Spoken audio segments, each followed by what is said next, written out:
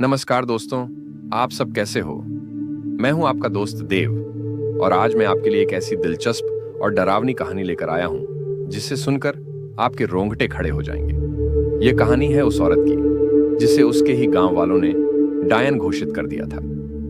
दोस्तों, आपने सुना ही होगा कि जब इंसान अंधविश्वास की चपेट में आता है तो वह हकीकत और झूठ का अंतर पहचानने में असमर्थ हो जाता है। इस कहानी में कुछ ऐसा ही हुआ, जहां एक निर्दोष महिला निशा को समाज ने डायन मानकर उसकी जिंदगी को नरक बना दिया। आपने कभी सोचा है कि जब किसी पर डायन होने का आरोप लगाया जाता है तो उसकी जिंदगी कैसी हो जाती है, समाज उसे कैसा देखता है और वह औरत अपने अस्तित्व की लड़ाई कैसे लड़ती है।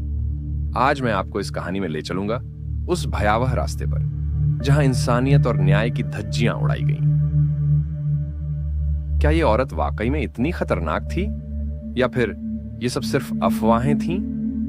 आज इस कहानी में मेरी सहयोगी मंजू आपको विस्तार से बताएंगी कि कैसे उस औरत का गांव वालों से बदला और उसकी भयावहता ने सबको बर्बाद कर दिया। इस दिलचस्प और डरावनी कहानी में अंत तक जुड़े रहिए, क्योंकि जो होने वाला है वो आपने आज तक कभी नहीं सुना होगा। अब इस खौफनाक कहानी का असली राज खोलने का वक्त आ गया है। जैसा कि मैंने आपको पहले बताया, इस रहस्यमय और डरावनी घटना की पूरी दास्तान मेरी सहयोगी मंजू बताएंगी। मंजू ने गहराई से इस घटना की छानबीन की और जो उसने पता लगाया वह आपको हैरान कर देगा। मंजू कहती हैं, निशा के साथ जो हुआ वह सिर्फ अंधविश्वास का खेल नहीं था, यह समाज की क्रूरता का प्रतीक था, जहां एक निर्दोष औरत को अपने अस्तित्व के लिए लड़ना पड़ा। गांव वालों ने उसकी मासूमियत को समझने के बजाय उसे अपनी परेशानियों का कारण मान लिया। तो दोस्तों, क्या आप तैयार हैं इस खौफनाक सच्चाई का सामना करने के लिए? मंजू और मैं आपको इस कहानी के हर पहलू से रूबरू कराते रहेंगे, तो हमारे साथ जुड़े रहिए और इस कहानी को आखिर तक जरूर देखिए। अब आगे। गांव का नाम था सुरजनपुर। शांत, हरे भरे खेतों और घने जंगलों से घिरा हुआ एक छोटा सा गांव। लेकिन इस गांव की शांत छवि के पीछे एक खौफनाक और रहस्यमय कहानी छिपी हुई थी। गांव के लोग किसी का नाम लेने से भी कांपते थे। वह नाम था निशा, एक ऐसी औरत जिसे गांव वालों ने डायन घोषित कर दिया था। निशा के बारे में कहा जाता था कि उसकी छाया जिस पर पड़ जाती उसकी मौत निश्चित थी। खास तौर पर गांव के मर्दों के लिए उस रास्ते से गुजरना मना था जहां निशा का बसेरा था। निशा का अतीत रहस्यमय और दर्दनाक था। वह इस गांव में नई नहीं थी। कुछ साल पहले तक वह एक सामान्य और खुशहाल जीवन जी रही थी। उसका पति विजय एक मेहनती किसान था और निशा अपने छोटे से घर को संवारती थी। उनके पास ज्यादा धन दौलत नहीं थी, लेकिन दोनों का जीवन प्रेम और संतोष से भरा हुआ था। फिर एक दिन गांव में एक भयंकर महामारी फैल गई। लोग एक एक करके बीमार पड़ने लगे और गांव में मौतें बढ़ने लगीं। निशा के पति विजय भी इस महामारी का शिकार हो गया। गांव के बुजुर्गों का मानना था कि यह किसी शाप का नतीजा है और इसी अफवाह का शिकार बनी निशा। कुछ ही समय बाद लोग उसे शक की नजर से देखने लगे। उनकी सोच थी कि निशा के पास कुछ काले जादू की शक्ति है जो उसने अपने पति को खोने के बाद हासिल की। जब निशा के पति की मौत हुई तो वह टूट गई। अकेली और बेसहारा वह अपने दर्द के साथ जीने लगी। लेकिन गांव वालों ने उसे चैन से नहीं जीने दिया। लोगों ने कहना शुरू कर दिया कि निशा ही डायन है जिसने अपने पति को मारा और अब पूरे गांव पर उसका कहर बरप रहा है। धीरे धीरे ये अफवाहें इतनी गहरी हो गईं कि लोगों ने उसे गांव से बाहर निकालने का फैसला कर लिया। निशा को गांव की पंचायत के सामने लाया गया। पंचायत ने उसकी मासूमियत की कोई परवाह नहीं की। गांव के बुजुर्गों ने निशा पर डायन होने का आरोप लगाया और उसे गांव के किनारे बसे जंगल में छोड़ने का आदेश दिया। जंगल वह जगह थी जहां से कोई लौटकर नहीं आता था। वह जगह खतरनाक थी और वहां जाने से हर कोई डरता था। निशा को जंगल में अकेले छोड़ दिया गया। वह दिन उसकी जिंदगी का सबसे कठिन दिन था। जंगल में ठंडी हवाएं चल रही थीं और चारों ओर से अजीब अजीब आवाजें आ रही थीं। निशा ने खुद को बहुत कमजोर महसूस किया। उसने भगवान से अपने लिए न्याय की प्रार्थना की, लेकिन उसे जवाब में सिर्फ सन्नाटा मिला। उसे नहीं पता था कि इस अकेलेपन में उसकी पीड़ा उसे एक अलग ही दिशा में ले जाएगी। कहते हैं कि जब इंसान पर अत्याचार हद से ज्यादा हो जाता है तो उसकी आत्मा में एक अद्भुत शक्ति जागृत हो जाती है। निशा के साथ भी कुछ ऐसा ही हुआ। धीरे धीरे उसकी आत्मा में क्रोध और बदले की भावना पनपने लगी। उसे महसूस हुआ कि उसने जो सहा है उसके लिए गांव वालों को सजा मिलनी चाहिए। उस रात कुछ अलौकिक हुआ। जंगल की हवाएं और तेज हो गईं, पेड़ हिलने लगे और आसमान में बिजली चमकने लगी। निशा की आंखों में एक अजीब चमक आ गई और उसके शरीर में एक अदृश्य शक्ति का संचार हुआ।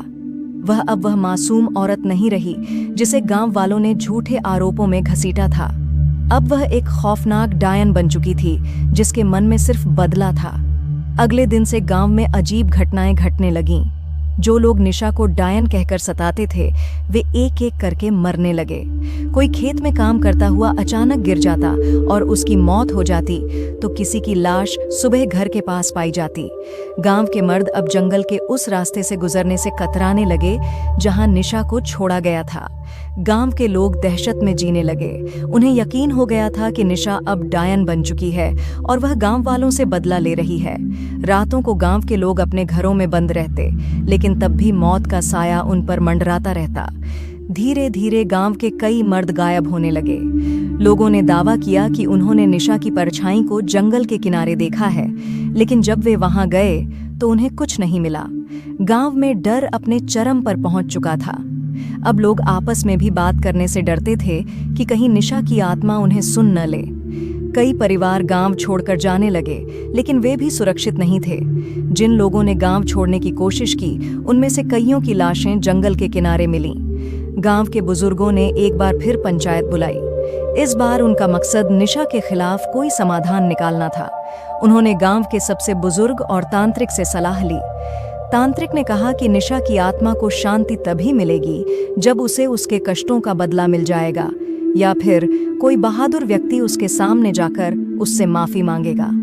गांव में एक युवक था, राजन, जो निशा का पुराना दोस्त था। उसने गांव वालों से कहा कि वह निशा से माफी मांगने जाएगा। गांव वालों ने उसे इस खतरनाक कदम से रोकने की कोशिश की, लेकिन राजन नहीं माना। वह जंगल के उस रास्ते पर गया जहां निशा को छोड़ा गया था। रात का समय था। राजन ने जैसे ही जंगल में कदम रखा, उसे ठंडी हवाएं महसूस हुईं और अजीब अजीब आवाजें सुनाई देने लगीं। वह दिल में डर लिए आगे बढ़ता रहा। कुछ दूर चलने के बाद उसने एक परछाई देखी। यह वही जगह थी जहां गांव वालों ने निशा को छोड़ा था। परछाई धीरे धीरे स्पष्ट होती गई और अचानक निशा उसके सामने आ खड़ी हुई, आंखों में क्रोध की आग और चेहरे पर बदले की भावना। राजन ने कांपते हुए कहा, निशा, मैं माफी मांगने आया हूँ। गांव वालों ने तुम्हारे साथ जो किया वह गलत था।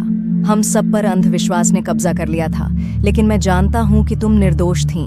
कृपया हमें माफ कर दो। निशा ने कुछ पल के लिए उसे घूरा, फिर उसकी आंखों में आंसू आ गए। उसने कहा, मैं कभी किसी का बुरा नहीं चाहती थी, लेकिन उन्होंने मेरी जिंदगी बर्बाद कर दी। अब मुझे शांति चाहिए। राजन ने वादा किया कि वह गांव वालों से निशा के नाम पर माफी मंगवाएगा और उसकी आत्मा को शांति देने के लिए पूजा अर्चना करेगा। निशा की परछाई धीरे धीरे धुंधली हो गई और अंततः वह गायब हो गई। राजन गांव लौट आया और गांव वालों को पूरी बात बताई। सभी ने मिलकर निशा के लिए प्रार्थना की और उसे शांति देने के लिए एक यज्ञ किया। इसके बाद से गांव में अजीब घटनाएं बंद हो गईं और धीरे धीरे गांव में शांति लौट आई। लेकिन निशा की कहानी गांव वालों के दिलों में हमेशा एक डर और गहरा सबक छोड़ गई। यह कहानी उस अंधविश्वास और समाज की क्रूरता की थी जिसने एक मासूम औरत को डायन बना दिया था। निशा ने जो बदला लिया वह उसकी मजबूरी थी, क्योंकि समाज ने उसे कभी इंसान नहीं माना। उसकी आत्मा की पुकार को कोई नहीं समझ सका और उसने उसी समाज को डर का चेहरा दिखाया। लेकिन अंत में क्या निशा सच में डायन थी या वह सिर्फ एक बेबस औरत थी जो अन्याय के खिलाफ खड़ी हुई? इस कहानी का अंत भले ही खौफनाक हो, लेकिन यह एक गहरे संदेश के साथ आता है। दोस्तों, अंधविश्वास और समाज के बनाए झूठे नियमों का शिकार अक्सर वे लोग होते हैं जो कमजोर होते हैं, जो अकेले होते हैं। हमें अपने समाज में व्याप्त इस तरह की कुरीतियों और गलत फहमियों के खिलाफ खड़ा होना चाहिए। किसी की जिंदगी को तबाह करना कितना आसान है, लेकिन उसे सही रास्ते पर लाना कितना मुश्किल। निशा की तरह बहुत सी औरतें आज भी समाज के अंधविश्वास और अन्याय का शिकार होती हैं। हमें यह सुनिश्चित करना चाहिए कि हम एक ऐसे समाज का निर्माण करें जहां किसी को उसकी निर्दोषता के बावजूद सजा न दी जाए। दोस्तों, कैसी लगी आपको मेरी यह कहानी? मुझे उम्मीद है कि यह निशा की सच्ची और रहस्यमयी घटना आपको रोमांचित कर गई होगी। इस कहानी के हर मोड़ पर सस्पेंस, डर और अंत में जो चमत्कार हुआ, वह आपको सोचने पर मजबूर कर देगा। अगर आपको यह कहानी पसंद आई हो तो कमेंट करके ज़रूर बताइए। आपकी राय मेरे लिए बहुत मायने रखती है। और हाँ, वीडियो को लाइक करना न भूलें, ताकि मैं आपके लिए ऐसी और भी दिलचस्प और खौफनाक कहानियां लेकर आती रहूं। अगर आपने अभी तक चैनल सब्सक्राइब नहीं किया है तो जल्दी से कर लीजिए और बेल आइकन दबा दीजिए, ताकि अगली बार जब मैं कोई नई कहानी लेकर आऊं तो आपको सबसे पहले पता चले। धन्यवाद दोस्तों।